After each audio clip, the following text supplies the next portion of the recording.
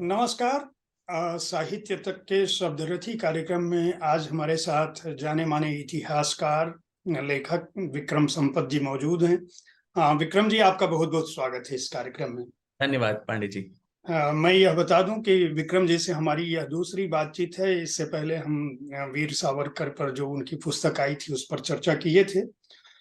एक बहुत ही महत्वपूर्ण पुस्तक इस बीच आई है। हमारी कोशिश थी कि विक्रम जी से स्टूडियो में, साहित्य तक के स्टूडियो में यह बात की जा सके, लेकिन लगातार उनकी व्यस्तता थी और साहित्य आज तक के दौरान भी हमारी यह बात हुई थी कि इस पुस्तक पर हम विस्तार से एक चर्चा करेंगे। पुस्तक का नाम है brave hearts of Bharat, vignettes from Indian history. Vikram ji ने ये पुस्तक बहुत ही जो उनका वर्षों का विचार था और जो उन्होंने अपने मित्र संजीव सान्याल से चर्चा के दौरान इस नतीजे पर पहुंचे थे कि ऐसी एक पुस्तक की आवश्यकता है जो भारतीय इतिहास को सही दृष्टि से न केवल देखे बल्कि हमारे जो नायक, महानायक और नायिकाएं हैं जिन्होंने हमारे देश को वह बनाया, या आज हम भारत की गौरव की जो बात करते हैं उस गौरव को बुनियाद देने में जिनका बहुत बड़ा योगदान था, उनके बारे में एक किताब आए। और इस सिलसिले में उन्होंने बहुत सारे लोगों को तलाशा। मैं चाहूंगा विक्रम जी से ही इसकी शुरुआत करता हूं कि वो बताएं कि पहले तो जो इस पुस्तक में 15 महान लोगों को जिनका आपने चयन किया है, पहले उनके बारे में बताएं। और फिर आपने कहा है, मतलब इस पुस्तक में लिखा है, मैं नहीं चाहता कि अपने पाठकों को मैं पूरी बात, क्योंकि पुस्तक जब मैं पढ़ रहा था तो बहुत सारे सवाल खड़े करती है और बहुत सारी जानकारी देती है। और ऐसे लोगों को जो लगातार राष्ट्र से संबंधित पुस्तकें, मैं रोज एक किताब पढ़ता हूं, तो मेरे दर्शकों को पता होगा कि मैं कितनी तेजी से पढ़ता हूं। फिर भी इस पुस्तक को पढ़ने के दौरान मुझे एक तो समय भी लगा, क्योंकि जब मैं इसके नायकों को पढ़ रहा था तो बहुत बार अतीत में हम चले जा रहे थे और उनकी पीड़ा, उनके संघर्षों को समझने की कोशिश कर रहे थे। और बहुत ही आश्चर्य हो रहा था कि जिन लोगों के नाम पर देश के सबसे बड़े स्मारकों को होना चाहिए, उनको आज 2023 में और 22 के बीच में विक्रम जी ने अपनी लेखनी से उनको सामने लाने की कोशिश की है। तो पहले तो बहुत बहुत बधाई इस एक बड़े महत्वपूर्ण काम के लिए। धन्यवाद धन्यवाद पांडे जी। बहुत ही अच्छी एक शुरुआत आपने रखी, हमेशा की तरह। जिस तरह आप पुस्तकों का विश्लेषण करते हैं शायद ही कोई इतने गहराई और इतनी संवेदनशीलता के साथ कोई करे। तो मैं चयन कैसे किया आपने? मैं वो संजीव जी का आपने जिक्र तो किया है, लेकिन मुझे पता है कि ये कोई बहुत आसान काम नहीं रहा होगा। जी, तो आपके दर्शकों को थोड़ा इसकी पृष्ठभूमि समझा दें कि दिल्ली में ही संजीव सान्याल जी, जो मेरे अच्छे मित्र हैं, लेखक हैं, अर्थशास्त्री हैं, उनसे बातचीत करते करते ऐसे ही हम दोनों इतिहास प्रेमी हैं, तो उन्होंने ऐसे पूछा कि क्या आपने गौर किया है कि जो जो हम अपने ग्रोइंग अप ईयर्स थे, अपने पाठ्य पुस्तकों में जो इतिहास हमने पढ़ा है, उसमें जो जो युद्ध हमको सिखाया गया है वो वही युद्ध है जो भारत और भारतीयों ने हारते आ रहे हैं। चाहे वो अरब इन्वेजन ऑफ सिंध हो, या फिर आर्यन इन्वेजन से लेके जो हाइडास्पस की लड़ाई हो जहां अलेक्जेंडर और पोरस के बीच में हुआ, या फिर अरब इन्वेजन हो, फिर तुर्क आए, फिर मंगोल्स आए, फिर मुगल और पोर्चुगीज और डच और फ्रेंच और इंग्लिश और सब दुनिया भर के लोग यहाँ सिर्फ आते रहे और हम घुटने टेकते रहे उनके सामने और एक के बाद एक युद्ध हारते रहे। तो हर एक बच्चे को जो इस देश में इतिहास पढ़ता है पाठशाला में, तो उसको तो सारे वो युद्ध कंठस्थ होंगे। पानीपत की लड़ाइयां हो, या फिर Anglo Mysore war, Anglo Maratha war, Anglo Sikh war, battle of Tarain, battle of Plassey, battle of Buxar, जिसमें एक ही समानता है, सूत्र जो है, जो हम उसमें भारतीयों ने वो युद्ध हारे। हाँ तो अगर आज हम एक सभ्यता के तौर पे, एक राष्ट्र के तौर पे, एक सिविलाइजेशन के तौर पे अगर हम आज भी जिंदा हैं, तो कुछ तो युद्ध ऐसे भी हुए होंगे जो हमने जीते भी हैं, और कुछ तो साहस और पराक्रम की शौर्य गाथाएं हमने भी गढ़ी होंगी, जिसके वजह से आज भी हम जिंदा हैं एक सभ्यता के तौर पे। तो उन्होंने ऐसे ही पूछा कि क्या खेल खेल में हम 10 ऐसे नाम गिना सकते हैं कि कौन से ये युद्ध हैं जो हमने जीते थे, या वो कौन से नायक नायिकाएं थी जिन्होंने ये युद्ध हमारे लिए जितवाए। तो हम दोनों बगले झांकने लगे कि ये बहुत कठिन काम है हमारे लिए, और शायद आपके दर्शकों के लिए भी वही होगा।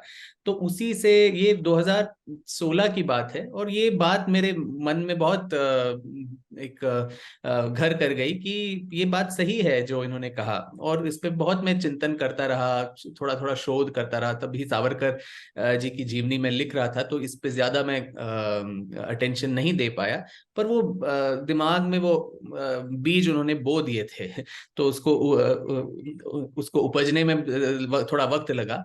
पर ये भी मैंने देखा पांडे जी की जो हमारा इतिहास जो हमें पढ़ाया जाता है, वो बहुत ही दिल्ली केंद्रित एक इतिहास है।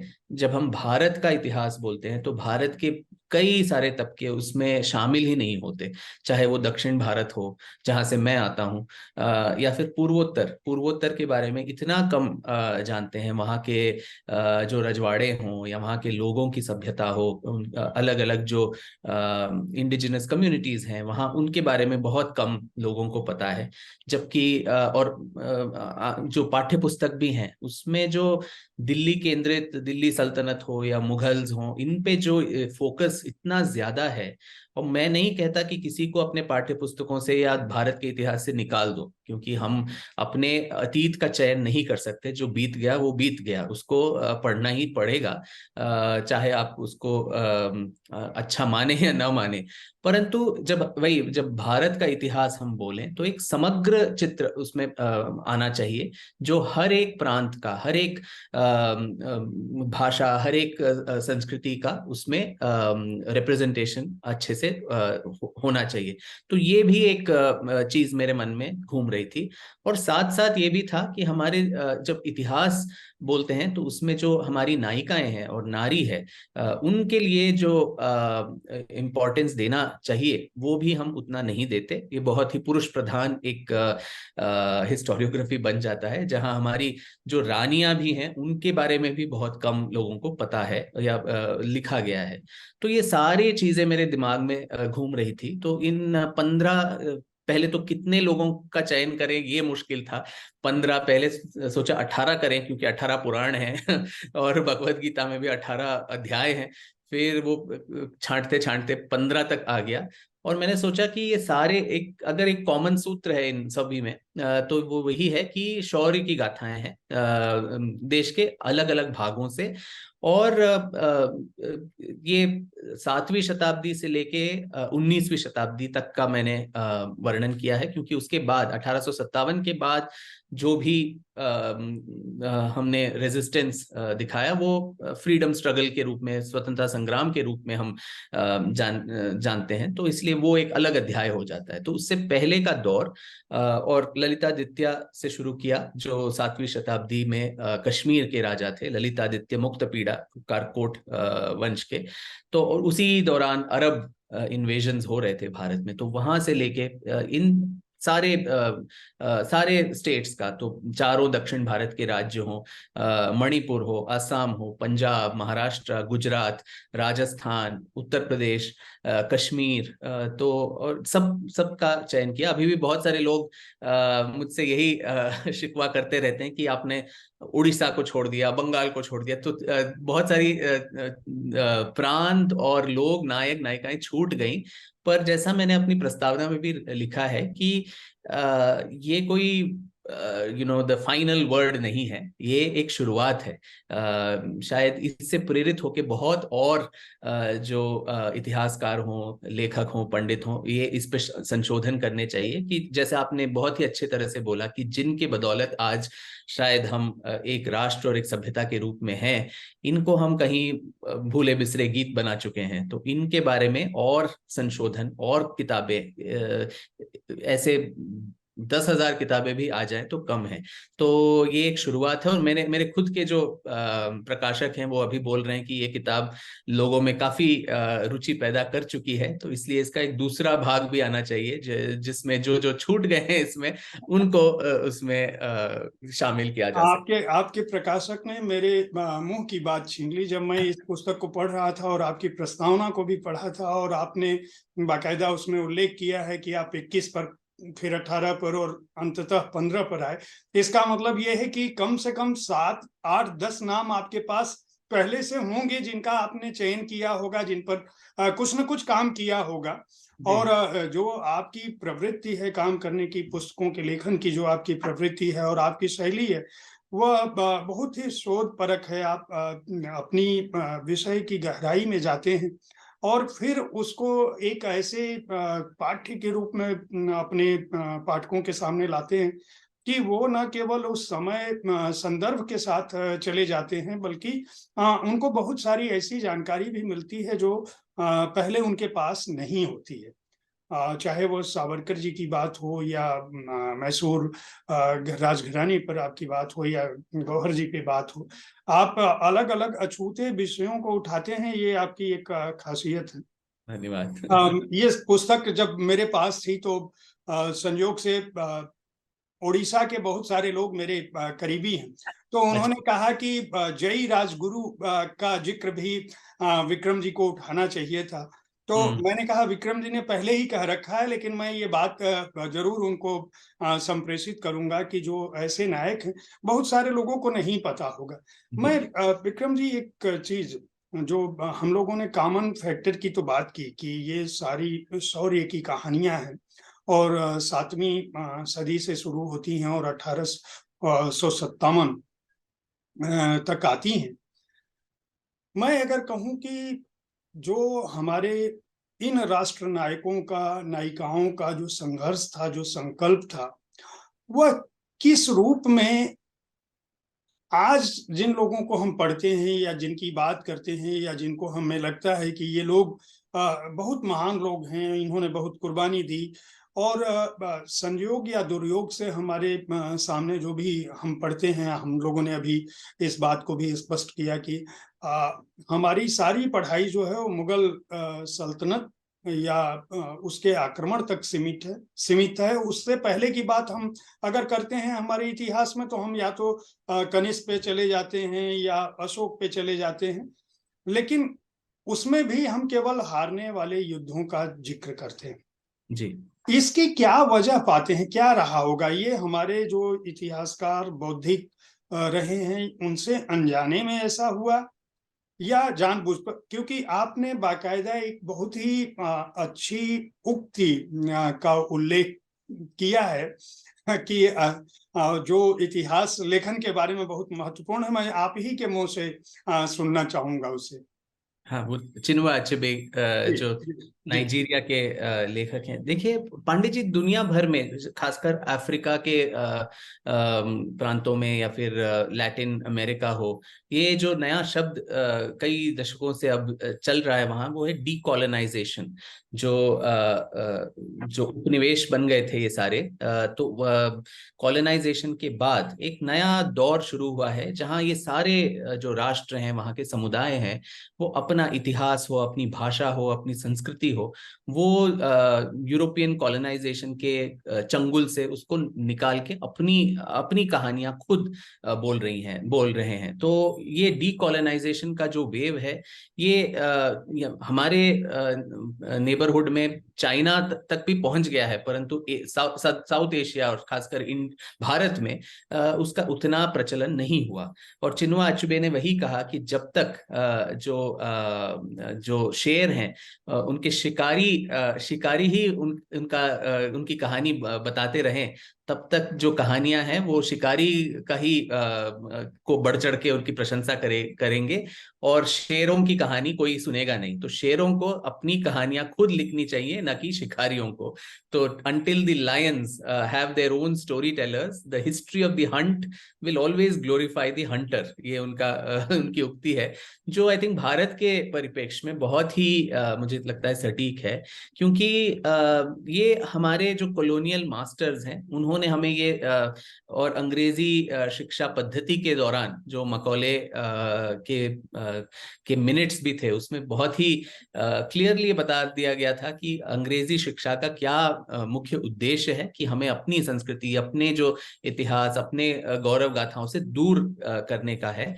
और वही हमें बता दिया गया कि शुरुआत से लेके आर्यन इन्वेजन का जो मिथ फैला दिया गया था कि आपके सबसे पुराने पुरखे भी बाहर से आए, तो आपकी दुर्दशा और आपकी डेस्टिनी ही ये है कि आपको हमेशा बाहर के आए हुए लोगों से परास्त होके उन्हीं से आपको सब कुछ मिला। संस्कृति हो, सभ्यता हो, शिक्षा दीक्षा, सब कुछ आपको बाहर के लोगों से ही मिला। और हम मतलब अंग्रेज इस कड़ी के आखिरी हिस्से में आते हैं। तो इसलिए नेचुरल है, स्वाभाविक है कि आपको बाहर परतंत्र रहना ही आपकी जो है डेस्टिनी बन गई है। और ये बात कहीं ना कहीं हमारी मानसिकता में और कॉलोनाइजेशन के दौरान और उसके बाद भी ये हमारी मानसिकता में कहीं घर बैठ गई थी। और स्वतंत्रता के बाद इसका निर्मूलन करना बहुत ही आवश्यक था।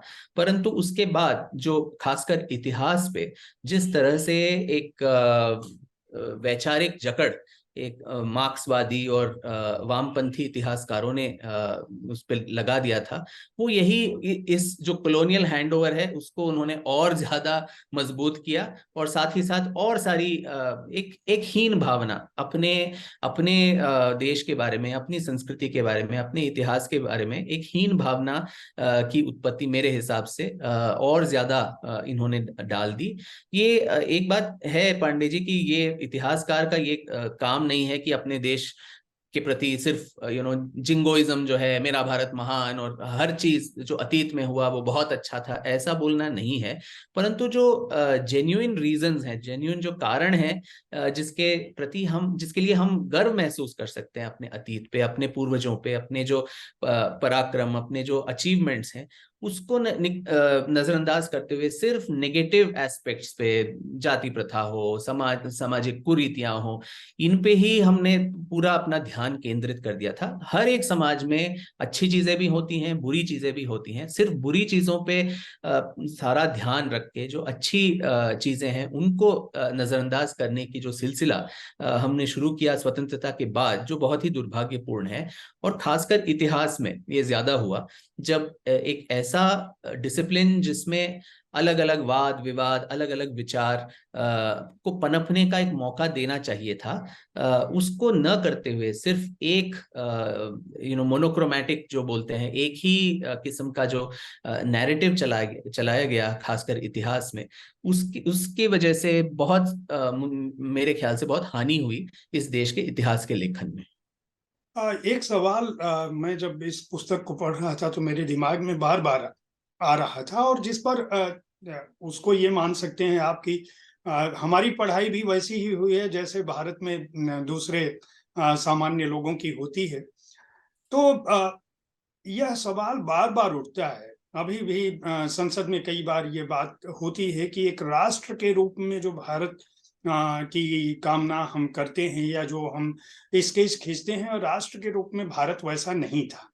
और जब हम इसके नायकों की बात करते हैं जिनकी आपने बात की है, कश्मीर से लेके दक्षिण भारत तक और पूर्वोत्तर से लेके, क्या आपको लगता है कि उस समय जो संघर्ष था इन नायकों का, चाहे वह रानी नाइकी देवी गुजरात का जिनका आपने उल्लेख किया है, या असम की बात आपने की है लचित बार्फुकन जी की, तो क्या ये लोग उस समय एक राष्ट्र के रूप में भारतवर्ष से भिज्ञ थे? एक मेरा सवाल है कि जो वहां के लोग थे जो लड़ रहे थे, तो उनके दिमाग में क्या था? क्या अपने केवल राज्य की रक्षा था, या भारतीयता जैसा कोई स्वाभिमान मान उनके दिमाग में भी था कि नहीं, ये भारत भूमि है, जिससे आपने शुरुआत की है। आनंद मठ के उस श्लोक से इस पुस्तक की शुरुआत हुई है। जी उनके दिमाग में क्या रहा होगा, क्योंकि जब आप इस पे काम कर रहे होंगे तो निश्चित रूप से आपको बहुत सारे तथ्य ऐसे मिले होंगे जिनको आपने देखा होगा, समझने की कोशिश की। ये बहुत ही अच्छा सवाल है पांडे जी, क्योंकि एक राष्ट्र की जो परिकल्पनाएं है, परिभाषा है, मुझे लगता है उसके दो आयाम हैं। एक तो राजनीतिक, एक पॉलिटिकल बॉर्डर्स हो किसी भी देश के, जो राजनीतिक एक छवि हो या बॉर्डर्स हो, वो एक चीज है। दूसरी जो चीज है, एक सभ्यता और संस्कृति की जो कॉन्शियसनेस है कि हम राष्ट्र का पैमाना दोनों तरफ से मुझे लगता है करना चाहिए, न कि सिर्फ एक राजनीतिक तौर पे। तो राजनीतिक तौर पे और जो बॉर्डर्स के तौर पे हर एक राष्ट्र बदलता रहता है। आप देखिए, स्वतंत्रता के बाद भी हमारे अलग अलग राज्य, जो छोटे छोटे राज्य बनते गए। 4 साल पहले या 5 साल पहले जो आंध्र प्रदेश था, अब 2 टुकड़ों में बट गया है। तो इसका ये मतलब नहीं कि तेलुगु की जो अस्मिता है वहां अचानक से खत्म हो गई है, क्योंकि वो 2 भागों में बट गया है, उत्तराखंड उत्तर प्रदेश बन गया। तो ये बॉर्डर्स बनते बिगड़ते जाते रहते हैं। और 75 साल पहले भारत, पाकिस्तान, बांग्लादेश सब एक था, आज अलग अलग है। तो ये बॉर्डर्स बदलते हैं। 300 साल पहले अमेरिका ये नहीं था जो आज था। तो भारत का भी वो राजनीतिक पक्ष जो था वो अलग था। अलग अलग प्रांत थे, एक दूसरे के साथ लड़ रहे थे। परंतु जो उन सब में एक कॉमन एक फीलिंग था, एक राष्ट्रीयता की जो बात थी, जो हमारे विष्णु पुराण वगैरह से आता है। जो श्लोक वहां जो बहुत ही फेमस है कि उत्तरम यत् समुद्रस्य हिमाद्रश्चैव दक्षिणम वर्षतद भारतम नाम भारती यत्र संतति। हिमालय के नीचे और महासागर के ऊपर जो पूरा भूखंड है, उस वर्ष को, उस राष्ट्र को हम भारत बोलते हैं, और उसके जो संतान है वो भारतीय हैं। तो हमारे पूर्वजों में ये एक कॉन्शियसनेस तो बहुत अच्छे से घर कर गई थी उनके दिमाग में। और हम भी जब जो पूजा पद्धति होती है, जो भी संकल्प वगैरह लेते हैं, जम्बूद्वीपे भारत खंडे भारतवर्षे, तो भारतवर्ष का की जो अस्मिता है, जो हम अपने दिमाग में उसको रखते हैं, वो सबके मन में था। ये लड़ाइयां अलग अलग कारणों के वजह से हुई। कुछ अपने राज्य के लिए हुई, कुछ अपने सेल्फिश रीजंस के लिए भी हुई होंगी। परंतु वो ये उदाहरण भी मिलते हैं, जैसे अरब इन्वेजन जब हुए, तो बहुत सारे लोगों ने हमें ये नहीं बताया जाता कि पहली इस्लामिक सल्तनत भारत में स्थापित होने में 500 साल लगे, जबकि पूरा जो अफ्रीका हो या मध्य एशिया हो, पैगंबर मोहम्मद साहब के गुजरने के थोड़े ही दशकों बाद उसका इस्लामीकरण हो गया। परंतु भारत में उन सारे ताकतों को बार बार आके हमारे साथ लड़ाई करके खुद परास्त होके, उसके बाद 500 साल के बाद ये सल्तनत स्थापित हुई। तो इस दौरान क्या हो रहा था कि वो इमीडिएटली वो आके हम पे कब्जा नहीं कर पाए। कुछ तो वो वहां पे रेजिस्टेंस था। तो इसमें किताब में भी मैंने पहले ही चैप्टर में उसका जिक्र किया है कि किस तरह ललितादित्य जो कश्मीर के थे और यशोवर्मन जो कन्नौज और आज के जो मध्य भारत है उसके राजा थे, एक दूसरे के प्रतिद्वंद्वी थे। परंतु जब अरब आए तो एक दूसरे का हाथ उन्होंने पकड़ लिया, और फिर साथ मिलके उन्होंने उनको परास्त किया। तिब्बत से जो अतिक्रमण हुए उसका भी साथ मिलके उन्होंने सामना किया। ऐसे ही बप्पा रावल हो, नागभट्टा हो, फिर पुलकेशिन और विक्रमादित्य जो चालुक्य नरेश हैं, और दंती दुर्गा जो राष्ट्रकूटा। तो मध्य भारत, पश्चिमी भारत और दक्षिण भारत, इन सारे महाराजाओं ने हाथ मिला के अरब्स को पछाड़ दिया। तो तब कुछ ना कुछ उनके मन में होता होगा कि सिर्फ हमारे राज्य की नहीं, एक बाहर से कोई ताकत आ रहा है, और इस भूखंड को जो हमारे जो संस्कृति में या हमारे जो सेक्रेड बुक्स में जिसका वर्णन किया है उस पे अतिक्रमण हो रहा है, तो उसका हमें सामना करना चाहिए। तो वो कॉन्शियसनेस आई थिंक कहीं ना कहीं निहित थी ही। और मुझे लगता है जिस तरह से आदि शंकराचार्य ने पूरे देश को एक तरह से एक सांस्कृतिक सूत्र में बांधा, तो उन्होंने क्यों, वो केरल के एक छोटे से गांव से आते थे वो वही, और शायद 30-35 साल तक उनका निधन, स्वर्गवास भी हो गया था। तो वो केरल में जो उनका काम था वही कर सकते थे। उनको पूरे इस भूखंड का की परिक्रमा करके 4 धाम उत्तर दक्षिण पूरब पश्चिम में क्यों उनको स्थापित करना पड़ा? क्योंकि तब उनके भी मन में और लोगों के मन में भी ये भारत की जो रेखाएं हैं, सीमाएं हैं, वो शायद कहीं वेगली उनके मन में थी कि कहाँ पे ये भूमि स्थित है जो हमारा देश हम कह सकते हैं। तो इसीलिए उन्होंने ये सारे मठ वहां पे स्थापित किए, और जो सर्वज्ञ पीठ है उन्होंने कश्मीर में स्थापित किया, जो शारदा पीठ कहलाई। तो बार बार, और वो वही चीज हम बाद में भी देखते हैं, किताब में भी मैंने वर्णन किया, कई कई शताब्दियों बाद जब देवी अहिल्याबाई होलकर भी उन्होंने पूरे देश को फिर से उसी सांस्कृतिक सूत्र में बांधा, तो उन्होंने भी उत्तर दक्षिण पूरब पश्चिम सबको एक सांस्कृतिक और धार्मिक सूत्र में ही पिरो के फिर से वो जीर्णोद्धार का काम उन्होंने शुरू किया। तो हमारे सारे जो तीर्थ स्थान हैं, चाहे वो 12 ज्योतिर्लिंग हो, या फिर जो शक्तिपीठ हो, 51 शक्तिपीठ हो, या फिर 7 पुरी जो गरुड़ पुराण में जिसका जिक्र है, या फिर जो 4 धाम है, ये अलग अलग हिस्सों में क्यों बटा है? इसको अगर पूरा मैप करें तो पूरा देश का एक मानचित्र हमारे सामने प्रस्तुत हो ही जाता है। और इससे हमारे पूर्वजों को ये एक तो धर्म और फेथ को बढ़ावा देना तो था ही, साथ में एक तरह की राष्ट्रभक्ति भी थी कि दक्षिण भारत का कोई श्रद्धालु अगर काशी तक जाए यात्रा करने के लिए, तो रास्ते में किसी ने उसको पकड़ के ये नहीं बोला कि तुम किसी दूसरे देश के हो, हम तुम्हें मार डालेंगे। वो 4 धाम की यात्रा करता था। वहां के जो प्राकृतिक आपदाएं हैं उससे शायद जीवन को हानि पहुंच सकती थी, परंतु बहुत ही स्वतंत्र रूप से उस पूरे भूखंड में घूम सकता था कोई भी जो पिलग्रिम्स थे, यात्रा करने के लिए जो जाते थे। तो ये राष्ट्र की परिकल्पना, इसीलिए मैंने कहा कि इन 2 आयामों में हमें करना चाहिए। राजनीतिक तौर पे ये बदलते रहते हैं। आज जो है शायद 20-25 साल बाद उसमें भी बहुत सारे बदलाव आ सकते हैं, 50 साल बाद कुछ और हो सकता है। पर जो इंटेंजिबल एलिमेंट है राष्ट्रीयता का, जो सभ्यता और संस्कृति और धर्म और इन सब चीजों से परिभाषित होती है, वो शायद सदियों तक एक ही चीज बनी रही, और उसी के लिए बहुत सारे लोगों ने अपनी लड़ाई लड़ी। क्या बात है, बहुत ही अच्छे ढंग से डॉक्टर संपत आपने मेरे इस सवाल का जवाब दिया, क्योंकि ये बात बार बार आती है जब भी हम इतिहास पढ़ते हैं और जिन लोगों से भी बात होती है। सामान्य तौर पर ये हमारी आलोचना के रूप में रखा जाता है, और जो लोग सवाल पूछते हैं मैं उनको गलत नहीं कहता, क्योंकि उन्होंने पढ़ा ही उसी ढंग से।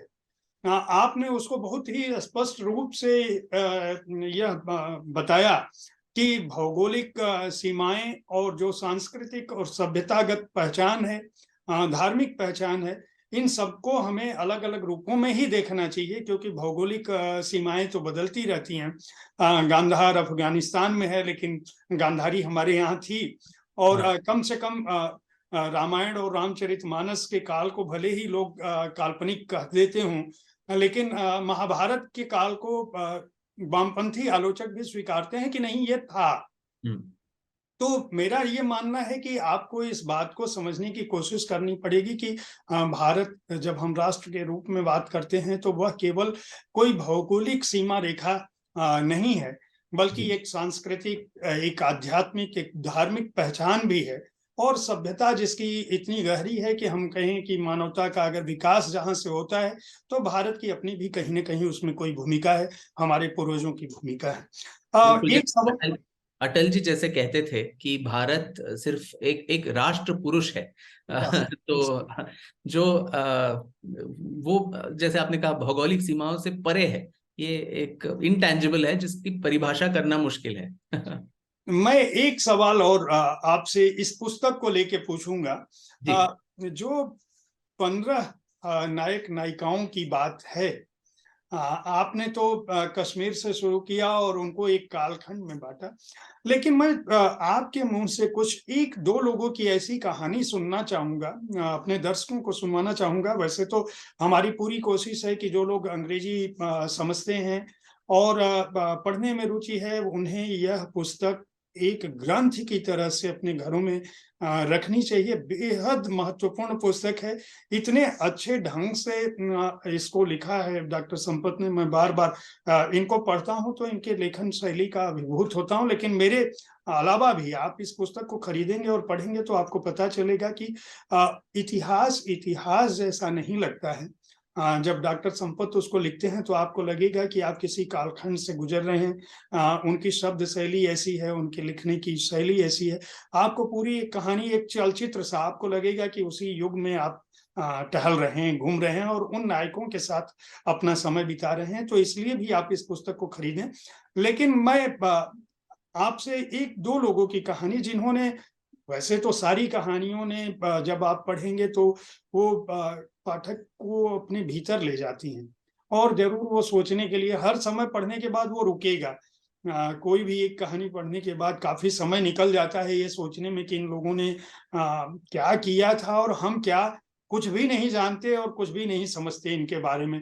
कहीं नाम पढ़ लिया हो अखबारों में तो हमें पता है कि भाई ठीक है। वो भी कुछ लोगों का, 15 का तो मेरा दावा है कि बहुत कम लोग ऐसे होंगे जो सारे 15 के 15 नायक और नायिकाओं के बारे में जानते होंगे। दो चार का नाम हाल के दिनों में सुनाई पड़ रहा है बार बार, चूंकि सरकार भी अमृत महोत्सव के दौरान बहुत सारे लोगों का उल्लेख कर रही है, इसलिए भी मीडिया से जो लोग जुड़े हैं उनको पता चल गया होगा। लेकिन आप तो उनकी पूरी कहानी बताते हैं। मैं चाहूंगा एक दो लोगों की कहानी जिन्होंने आपके मर्म को उस रूप में छुआ जिनको हमारे दर्शकों को जानना भी चाहिए। जानना सभी को चाहिए, लेकिन दो तीन की कहानी बता पाए।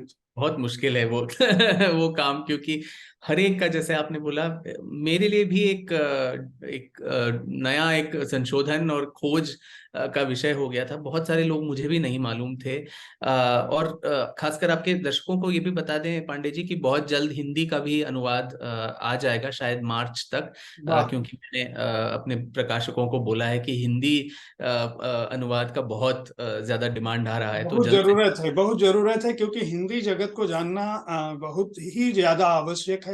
एक बहुत बड़ा देश का जो हिस्सा है वो हिंदी पढ़ रहा है। हाँ। और हिंदी में ये किताब आएगी तो एक बड़ी सेवा होगी हिंदी के पाठकों के लिए आपकी। तो शायद बहुत जल्द वो भी हो जाए।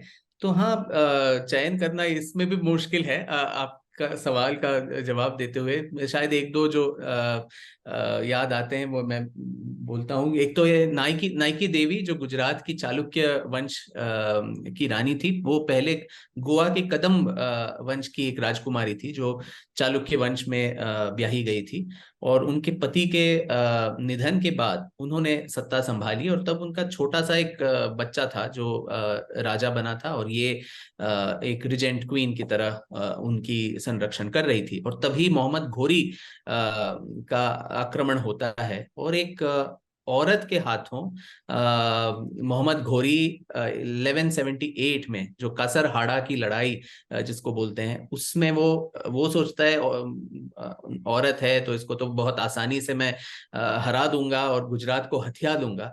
पर जिस तरह से रानी नाइकी देवी ने उसको अपने टर्म्स एंड कंडीशंस पे लड़ाई करने के लिए फोर्स करके उस कासरहाड़ा की लड़ाई में उन्होंने विजयश्री प्राप्त की, वो शायद देश के इतिहास का जो कोर्स है उसी को बदल दिया। क्योंकि अगर वहां पे वो विजय हो जाते मोहम्मद घोरी, तो शायद पूरा जो गुजरात और राजपूताना का पूरा जो क्षेत्र है वो उसके कब्जे में आ जाता। और घोरी इतना उसको एक शर्मनाक हार वहां पे मिली कि वो कभी गुजरात की तरफ फिर से मुंह उठा के वो आया ही नहीं।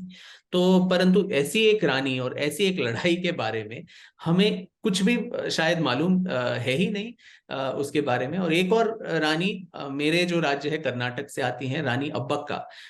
और अब्बक्का एक नहीं, 4 अब्बक्का रानियां हुआ करती थी उस जमाने में। और चारों के चारों में से एटलीस्ट 2 की ऐसे जो कन्नड़ा के साहित्य है और तुलु तुलु साहित्य है और वहाँ के जो लोक कथाएं हैं, लोक परंपराएं हैं, उसमें ये बखान है कि उन्होंने पोर्चुगीज के खिलाफ जमकर लड़ाई लड़ी थी। इतना कि एक रानी अब्बक्का जो दूसरी अब्बक्का थी, उन्होंने अपने जो नारियल, वहां नारियल बहुत मिलते थे, तो नारियल के अंदर उसको खोद के उसके अंदर जो है एम्यूनिशन वगैरह डाल के, गन पाउडर वगैरह डाल के रात के समय उन सब में आग लगा के उस नारियल को उन पे फेंका था। और पूरे के पूरे लगभग 200-300 जो पुर्तगाली जो शिप्स थे, वो सारे उनका दहन हो गया और बहुत सारे पुर्तगाली उसमें मारे गए। और उल्लाड़ उनका छोटा सा एक जो प्रांत था, वहां से उन्होंने उनको पछाड़ के बाहर कर दिया। और वहीं बगल में केरल में मार्तांड वर्मा, जिन्होंने त्रावणकोर, जो तिरुवांकूर संस्थान है, उसकी स्थापना की, उन्होंने भी जिस तरह से डच ईस्ट इंडिया कंपनी, जो उस समय बहुत ही एक पराक्रमी एक ग्लोबल पावर के रूप में उभर रहा था और भारत पे कब्जा करने के उसके बहुत मंसूबे थे, तो बैटल ऑफ कोलाचल, कोलाचल की लड़ाई जो 1741 में लड़ी गई, उसमें डच ईस्ट इंडिया कंपनी को इस तरह से परास्त कर लिया कि उनका भारत के को कब्जा करने के सारे जो मंसूबे थे, सभी फेल हो गए। और उनका जो ग्लोबल पावर भी था, वो भी काफी हद तक उसमें क्षति पहुंची।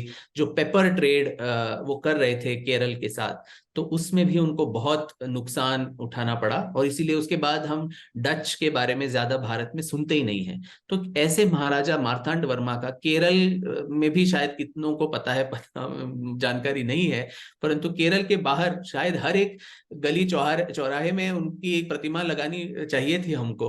और कोलाचल की लड़ाई के बारे में हम सबको अपने पाठ्य पुस्तकों में कुछ ना कुछ पढ़ना चाहिए था, परंतु हमने नहीं पढ़ा।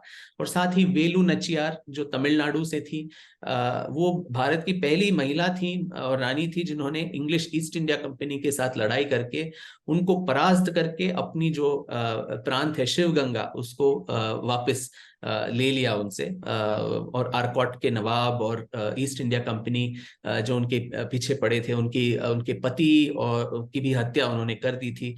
इन सब के बावजूद उन्होंने काफी शौर्य दिखा के उनको परास्त किया।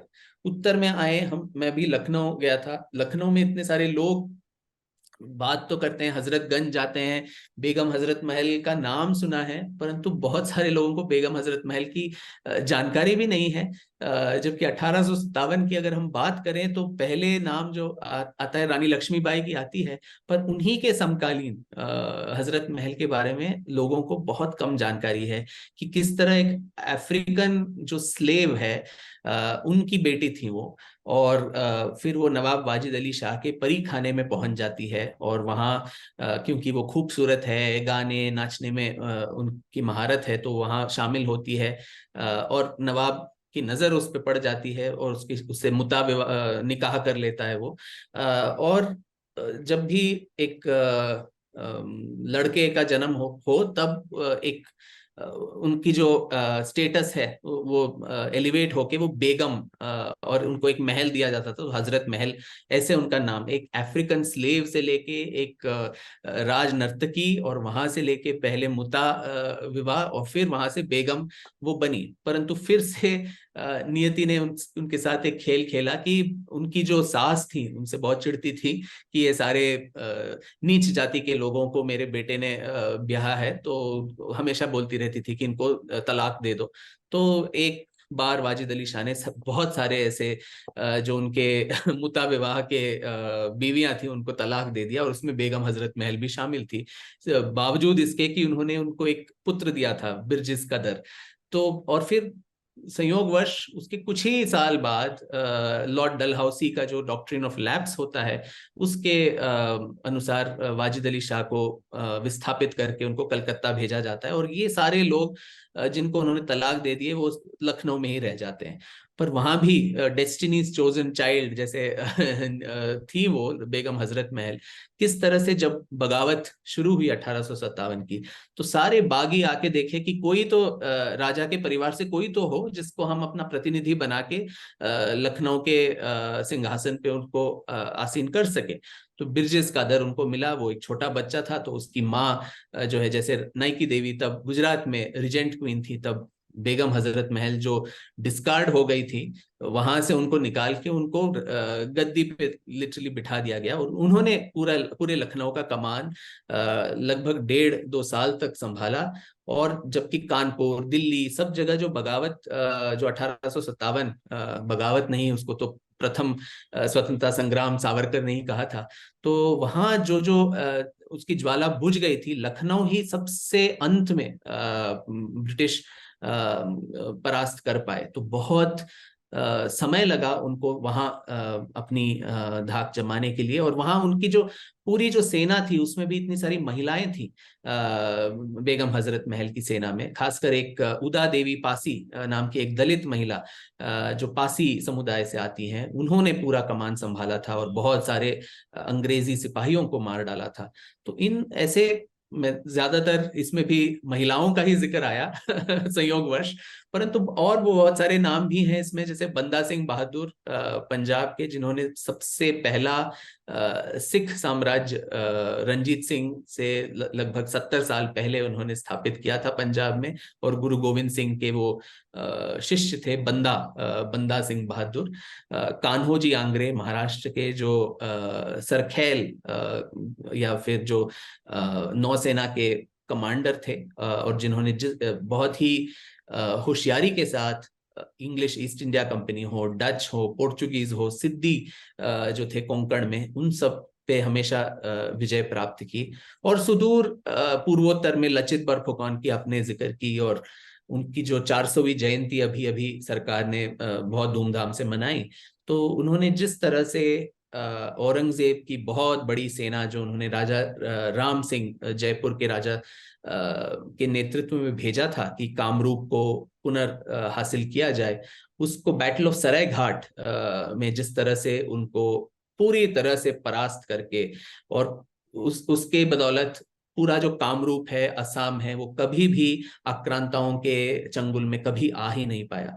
तो ये कुछ लोग हैं जो इस किताब में जिनका वर्णन किया गया है। बहुत सारे और लोग हैं जो शायद आपके दर्शक ज्यादा उनके बारे में पढ़ें तो उनको रुचि आएगी। जी, हम यही कहेंगे कि ये पुस्तक, अगर आपको अंग्रेजी की समझ जितनी भी है, आप इसको जरूर खरीदें, पढ़ें।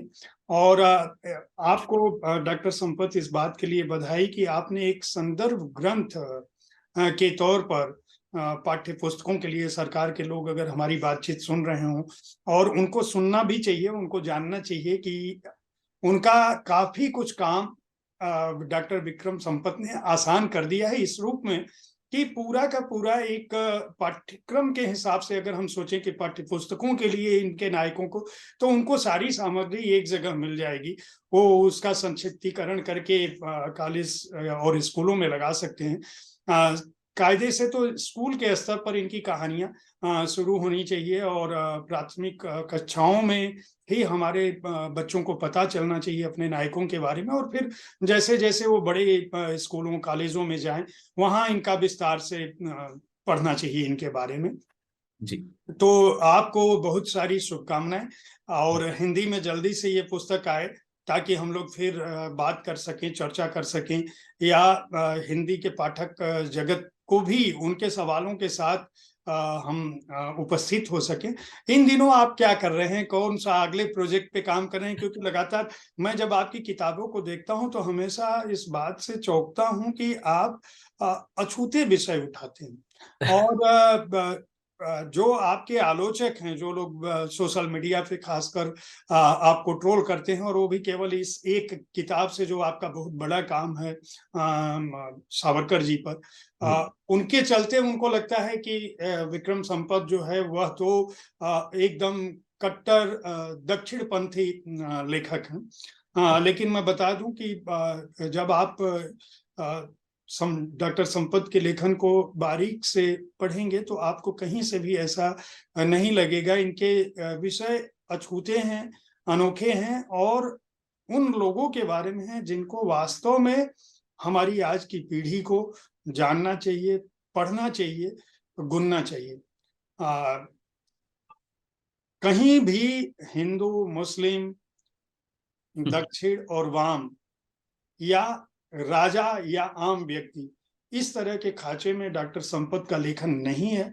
बतौर इतिहासकार वह जो देखते हैं, बतौर शोधार्थी जो वो समझते हैं, और उनको लगता है कि यह हमारा एक कर्तव्य बतौर राष्ट्र नागरिक के रूप में इस देश के लिए है, वह आपके सामने लाते हैं। मुझे अगले प्रोजेक्ट पर अगर आप कुछ बता सकें कि क्या लिख रहे हैं इन दिनों तो। अभी तो वही सब लोग यही बोल रहे हैं कि इसका दूसरा एक भाग आना चाहिए, तो मैं वो भी सोच रहा हूँ साथ साथ कि अगर शायद आपके दर्शक जो कमेंट्स लिखे उसमें थोड़े रिकमेंडेशन दे दें कि कौन से और 15 लोग हों, नायक और नायिकाएं भी इसमें अगर 15 में से 7 नारियां हैं जिनको मैंने इसमें शामिल किया है, तो उसका इक्वल रिप्रेजेंटेशन, कुछ रिकमेंडेशंस लोगों से भी मिले तो मैं भी उस पर काम शुरू करूं। वरना मैं तो जो एक बड़ा प्रोजेक्ट बहुत दिनों से, महीनों से शुरू कर दिया था, वो था टीपू सुल्तान की जीवनी, जो बहुत ही एक, वो भी बहुत ही एक डिफिकल्ट एक प्रोजेक्ट है, क्योंकि उनके बहुत सारे आयाम हैं और आज की राजनीति में उनका भी बहुत हस्तक्षेप होता रहता है। तो शायद एक इतिहासकार के रूप में जो कोई भी पंथ और दक्षिण पंथ, वाम पंथ, इन सबसे कोई मुझे सरोकार नहीं है। मैं सिर्फ सत्य की खोज में मुझे इसी बात पर हंसी आई कि आप जो है अभी सावरकर जी को लिख के जो वामपंथियों के निशाने पर हैं, टीपू सुल्तान को लिख के आप फिर से जो है वो कहा जाएगा कि डॉक्टर संपत कर क्या रहे हैं, वो आखिर करना क्या चाहते हैं। तो तो वही है जो, जैसे आपने कहा कि इतिहास में जो फॉरगॉटन कैरेक्टर्स हों, या फिर जिनको किसी ने जो अनछुए किरदार हों, या फिर जिनको गलत समझा गया हो, जो मिसअंडरस्टूड कैरेक्टर्स हों, ये मैं उनका चयन नहीं करता पांडे जी। मुझे हमेशा लगता है कि वो आके मेरा चयन करते हैं कि मेरी कहानी आपके कलम के द्वारा लोगों तक पहुंचे। गौहर जान के बारे में किसी को मालूम नहीं था। देश के जो नामचीन हिंदुस्तानी संगीतकार हो, उनको भी शायद सिर्फ नाम कहीं सुना था, उनका कोई भी तथ्य उनको मालूम बहुत कम था। वो इस देश की सबसे प्रथम एक महिला और एक आर्टिस्ट थी, जिन्होंने अपनी आवाज सबसे पहले कमर्शियल रिकॉर्डिंग उन्होंने की थी 1902 में, जब ग्रामोफोन देश में आया। और आज अगर भारतीय जो संगीत म्यूजिक इंडस्ट्री अगर जिस मुकाम पे है, तो वो गौहर जान और उनके जैसे बहुत सारे और महिला संगीतकारों के बदौलत ही थी। परंतु उनके बारे में हम पूरी तरह से भूल गए थे, वही पुरुष प्रधान इतिहास लेखन के चलते। तो ऐसे लोगों को का चयन, जैसे मैंने कहा, मैं नहीं करता। शायद वो खुद चाहते हैं कि, पता नहीं उनको मेरे कलम में क्या दिखता है कि मैं एक बड़े शक्ति, हमसे बड़ी शक्ति, वो भगवान हो, कोई कुछ और हो, उसमें विश्वास रखता हूँ कि वो हमारा सब कुछ काम करवा रहे हैं, हम कुछ नहीं कर रहे हैं, हम सिर्फ एक इंस्ट्रूमेंट मात्र हैं उनके हाथ में, कि वो जो कराते हैं हम बस करते जाते हैं। तो इसी तरह मैं अपने सारे जो लेखन है, जो भी कार्य है, मैं उसी रूप से देखता हूँ। उस पर गर्व करने की और फिर ज्यादा एरोगेंट होने की कोई जरूरत नहीं है। एक ह्यूमिलिटी होनी चाहिए, खासकर एक इतिहासकार को, कि अपने इतिहास के बारे में हमें बहुत कम मालूम है, बहुत जो सोर्स हैं वो भी बहुत कम है। तो उसके चलते चलते जितना हम निचोड़ उस सत्य की तरफ हम जा सकें, उसका जो एक ह्यूमिलिटी एक इतिहासकार में होना चाहिए, वो बहुत ही जरूरी है। हम सब सत्यान्वेषी हैं और उसी पथ पे हम सब जा रहे हैं, चाहे हमारी राह अलग हो, हमारे विचार अलग हो, विचारधारा अलग हो, पर एक दूसरे के प्रति सम्मान, गौरव, वो रखना बहुत जरूरी है। जो आज के, जैसा आपने कहा, सोशल मीडिया के दौर पे ये बहुत मुश्किल हो गया है। सबको इमीडिएटली किसी ना किसी पे लेबल लगाना है कि ये इस सरकार के प्रति है, विरोधी है, पक्षधर है। ये सब बहुत ही दुर्भाग्यपूर्ण है कि जो एक्चुअली सत्य के खोज में निकला हुआ है, उसको भी ये सब झेलना पड़ता है। चलिए, कोई नहीं, जो आपके पाठक हैं, जो जिसने भी आपकी किताबों को पढ़ रखा है, उसको पता है। मैं बहुत सारे ऐसे लोगों से मिला हूं जो विचारधारा के तौर पर वर्तमान सरकार के भी बहुत विरोधी हैं, लेकिन वो आपकी पुस्तकों के कायल हैं, आपकी लेखनी के कायल हैं। ऐसे में बहुत लोगों को निजी तौर पर जानता हूँ, भले ही वो सार्वजनिक तौर पे इन बातों को कहने से कतराते हों, लेकिन वो आपकी पुस्तकें पढ़ के इस बात को जानते हैं कि आपने कितनी तटस्थता से, कितनी मेहनत से और कितने श्रम से तथ्यों को रखने की कोशिश की है। मनुष्य के तौर पर आप जो काम कर सकते हैं अपने राष्ट्र के लिए, आप उसको कर रहे हैं, पाठकों के लिए कर रहे हैं, माँ सरस्वती की सेवा कर रहे हैं। ऐसे ही करते रहें। बहुत सारी शुभकामनाएं। हम जल्द ही बात करेंगे। आपकी ये दूसरी सीरीज आए या हिंदी में पुस्तक आए, फिर मिलेंगे। देखते रहें आप लोग साहित्य तक। शब्दरथी के इस कार्यक्रम के बारे में अपनी राय से अवगत जरूर कराएं। ब्रेव हार्ट्स ऑफ भारत पुस्तक जो है वह पेंगुइन से प्रकाशित हुई है। हार्ड बाउंड संस्करण का मूल्य 799 रुपए है और 15 ऐसे अनूठे महान राष्ट्र नायक और नायिकाओं के बारे में यह पुस्तक जानकारी देती है, जो आपके जीवन को, आपके ज्ञान को और आपकी सोच को न केवल विस्तार देगी बल्कि आपको समृद्ध करेगी। धन्यवाद।